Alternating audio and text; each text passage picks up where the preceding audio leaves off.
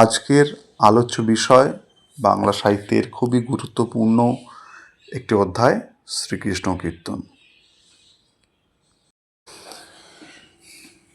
বাংলা ভাষায় রচিত প্রথম কাব্য সাহিত্যের নিদর্শন হল শ্রীকৃষ্ণ কীর্তন। তুর্কি আক্রমণ হল এই রচনার পটভূমি। এটির রচনাকাল আনুমানিক 1350 খ্রিস্টাব্দের মধ্যবর্তী সময়। 1909 সালে শ্রী বসন্তরঞ্জন রায় বিদ্যুৎবল্লভ মহাশয় বাঁকুড়া জেলার বিষ্ণুপুর মহকুমার অন্তর্গত কাকিলা গ্রামে দেবেন্দ্রনাথ মুখোপাধ্যায়ের গোয়ালঘরের মাচা থেকে এই কাব্যের পুঁথি আবিষ্কার করেন।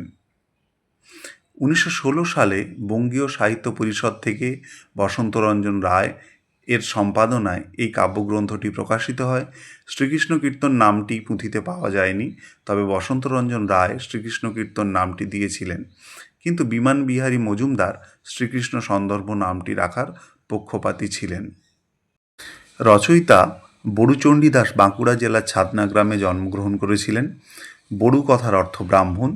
বড়ু চণ্ডীদাস বাসুলী দেবীর পূজারী ছিলেন। শ্রীকৃষ্ণ কীর্তন কাব্যটির প্রকৃত নাম শ্রীকৃষ্ণ সন্দর্ভ। সন্দর্ভ শব্দের অর্থ প্রবন্ধ। শ্রীকৃষ্ণ সন্দর্ভ গ্রন্থটির রচয়িতা হলেন শ্রীজীব গোস্বামী। শ্রীকৃষ্ণ কীর্তন কাব্যের লিপিকার হলেন রাখালদাস বন্দ্যোপাধ্যায়। এই কাব্যের ভূমিকা লিখেন রামেন্দ্র সুন্দর ত্রিবেদী। কাব্যটি তুলোর কাগজের উপর লেখা। এই কাব্যে 32টি রাগিনী আছে। পাহাড়িয়া রাগের ব্যবহার সবচেয়ে বেশি।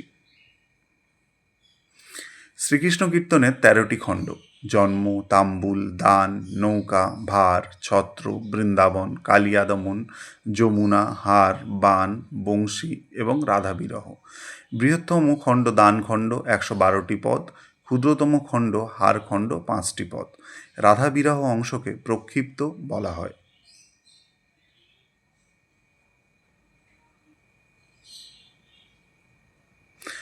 গাইল চণ্ডীদাস ভণিতা আছে 298 বার। চণ্ডীদাস ভণিতা আছে 107 বার। অনন্ত চণ্ডীদাস ভণিতা আছে 7 বার। শ্রীকৃষ্ণ কীর্তনের সংস্কৃত শ্লোকের সংখ্যা 161টি। মোট পদের সংখ্যা 416টি। কালীয় দমন, হার, বস্ত্রহরণ খণ্ড এ 3টি যমুনা খণ্ডের অন্তর্গত। এই কাব্যের কাহিনী শুরু হয়েছে বসন্ত ঋতুতে। এখানে কৃষ্ণ ছাড়া পৌরাণিক চরিত্র হল নারদ।